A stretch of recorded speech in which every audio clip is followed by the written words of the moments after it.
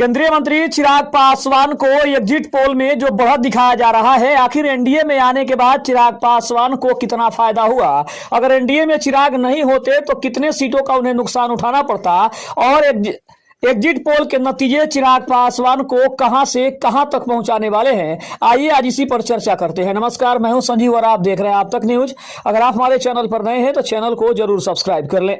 बता दें कि बिहार एग्जिट पोल 2025 में चिराग पासवान की पार्टी को एनडीए के साथ होने का कितना फायदा मिल रहा है, जो आंकड़े हैं वो काफी चौंकाने वाले हैं। आपको बता दें, केंद्रीय मंत्री चिराग पासवान को एग्जिट पोल में कई तरीके के नतीजे दिखाए जा रहे हैं। जहां पे कुछ एग्जिट पोल में उनको नुकसान दिखाया जा रहा है, तो कुछ ऐसे एग्जिट पोल है जहां पे उनको ऐसी सीटों की संख्या दिखाई जा रही है जो चिराग पासवान को काफी ज्यादा उत्साहित कर रही है। अगर हम बिहार के एग्जिट पोल के नतीजों पर ध्यान दें तो एक बार फिर से एग्जिट पोल के नतीजे ये बता रहे हैं कि एनडीए में फिर से सरकार बन रही है एनडीए की, और महागठबंधन एक बार फिर से सरकार बनाने में विफल नजर आ रहा है। लेकिन एग्जिट पोल के कुछ ऐसे भी नतीजे हैं, कुछ ऐसे भी एग्जिट पोल हैं जहां पे एनडीए को 100 सीटों पर दिखाया जा रहा है, तो वहीं महागठबंधन को 125 से लेकर 160 सीटों पर दिखाया जा रहा है। यानी कि कुछ एग्जिट पोल महागठबंधन की सरकार बनाते नजर आ रहे हैं। अगर एनडीए के अन्य दलों की बात करें तो एक बार फिर से नीतीश कुमार की पार्टी को सबसे बड़ी पार्टी होने का तमगा मिल सकता है। वहीं बीजेपी को उनसे नीचे यानी कि दूसरे नंबर की पार्टी बनने का मौका मिलेगा। लेकिन सबसे ज्यादा चौंकाने वाला आंकड़ा तब है जब केंद्रीय मंत्री चिराग पासवान की पार्टी को मात्र 29 सीटें मिली लड़ने के लिए, और उसमें भी चिराग पासवान की पार्टी को 15 से 20 सीटें मिलने का जो बड़ा अनुमान है, ये आंकड़े सबसे ज्यादा चौंकाने वाले हैं। क्योंकि चिराग पासवान को लेकर इस तरह की खबरें थी, इस तरह की भ्रांतियां फैलाई जा रही थी कि चिराग पासवान 5 सीट भी नहीं जीत पाएंगे। लेकिन एग्जिट पोल के नतीजों ने पूरी तरीके से समीकरण को बदल दिया है, पूरा गणित जो है वो खराब कर दिया है। और जितने भी उनके प्रशंसक थे उनको कहीं ना कहीं उत्साहित होने का मौका मिला है। लेकिन जो ये कह रहे थे कि चिराग पासवान की अब की बार जमानत जब्त होने वाली है, उनको सबसे ज्यादा झटका लगा है। क्योंकि एग्जिट पोल के अधिकांश जो सर्वे हैं उसमें चिराग पासवान की पार्टी को 10 से 12, 12 से 15 और 15 से 19 सीटों तक दिखाया जा रहा है कि इतनी सीटें चिराग पासवान की पार्टी जीत रही है। इसका मतलब स्पष्ट है कि चिराग पासवान के जो आंकड़े हैं वो खास करके उन लोगों के मुंह पर एक ताला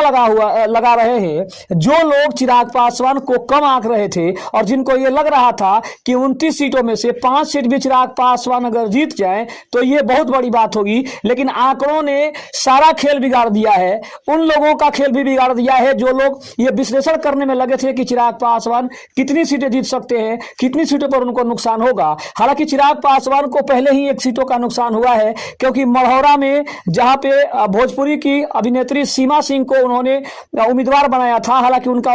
नामांकन रद्द हुआ था, जिसके बाद चिराग पासवान की पार्टी को 28 सीटों पर ही चुनाव लड़ने का मौका मिला। अगर वहां भी चिराग पासवान 28 में से अगर 18 से 20 सीट अगर जीत जाते हैं तो अगर देखा जाए तो उन्हें एनडीए में सबसे बड़ा खिलाड़ी माना जाएगा। क्योंकि अगर 28 सीटों में से चिराग के खाते में 20 सीट आ जाती है, इसका मतलब स्पष्ट है कि चिराग पासवान 70 से 75% जो जीत का प्रतिशत है वो बनाएंगे, और वो चिराग के लिए सबसे बड़ा सौदा होगा। और तब चिराग पासवान अपनी मर्जी से एनडीए के ऊपर दबाव भी बना सकते हैं कि उन्हें उप मुख्यमंत्री बनना है, उन्हें उप मुख्यमंत्री का पद चाहिए या फिर उन्हें मंत्री पद चाहिए। इन तमाम समीकरणों को अगर हम समझने की कोशिश करें तो चिराग ने कहीं ना कहीं एनडीए के लिए एक बड़ा चैलेंज खड़ा कर दिया है, तो वहीं महागठबंधन के मुंह पर ताला जड़ दिया है। अगर इसके अलावा केंद्रीय मंत्री चिराग पासवान की हम बात करें तो 2024 के लोकसभा चुनाव की तरह ही 2025 के बिहार विधानसभा चुनाव में भी एनडीए के साथ रहने का चिराग पासवान को खासा फायदा हुआ है। अगर 2024 के लोकसभा चुनाव की बात करें तो वहां पे चिराग पासवान की पार्टी लोक जनशक्ति पार्टी रामविलास को 5 लोकसभा की सीटें मिली थी, और वहां पे चिराग पासवान की पार्टी ने 5 लोकसभा की सीटें जीतकर 100% स्ट्राइक रेट अपना बरकरार रखा था। और उसी को देखते हुए एनडीए ने अब की बार चिराग चिराग पासवान को विधानसभा में 29 सीटें देने का बड़ा फैसला कर रहा था। अगर हम बात करें तो चिराग पासवान 2024 में 100% स्ट्राइक रेट के बाद विधानसभा में भी अपने समर्थकों को, वोटों को, एनडीए को मजबूत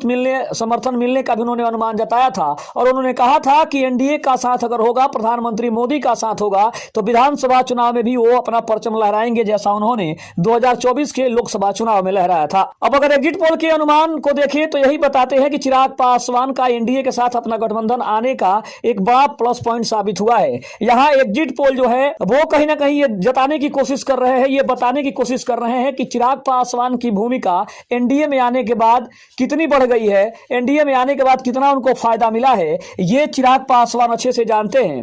लेकिन आपको बता दें कि अगर चिराग पासवान की पार्टी की बात करें तो पहले भी उन्होंने कहा था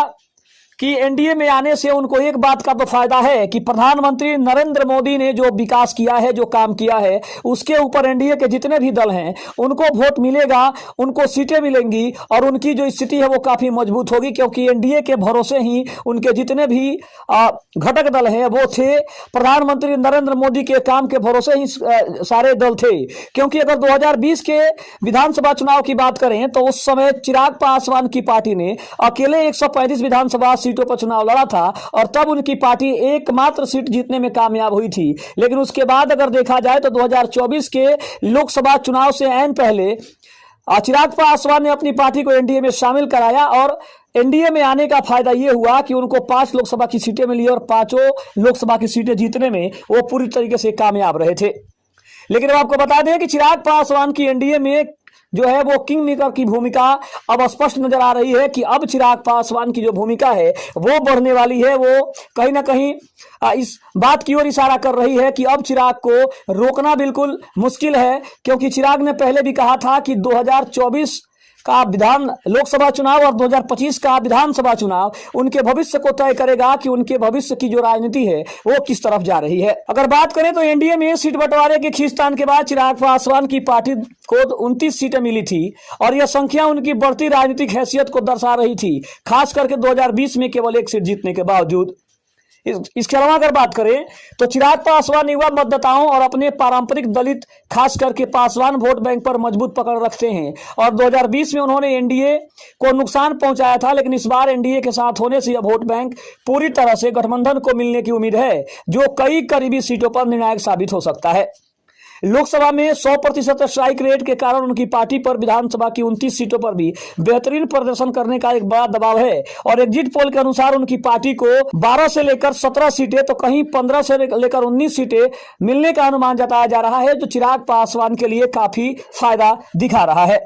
वहीं अगर बात करें तो बिहार में एग्जिट पोल के अनुमान हालांकि हमेशा सटीक नहीं रहे हैं, लेकिन 2025 के एग्जिट पोल को देखते हुए पिछले चुनाव का इतिहास भी जान लेना काफी जरूरी है। अगर हम बात करें तो 2020 विधानसभा चुनाव में तो महागठबंधन को सबसे ज्यादा बहुमत मिला था और बात करें तो एनडीए और जो जदयू और बीजेपी का जो संगत था उसमें बहुमत मिली थी और 125 सीटें मिली थी। ये पिछले चुनाव के नतीजे हैं, लेकिन अगर बात करें तो वोट का जो गणित है वो काफी जटिल है। बिहार में जाति, उपजाति, क्षेत्रीय मुद्दे और स्थानीय उम्मीदवार की भूमिका इतनी जटिल होती है कि एग्जिट पोल का नमूना अक्सर पूरी तस्वीर नहीं दिखा पाता है।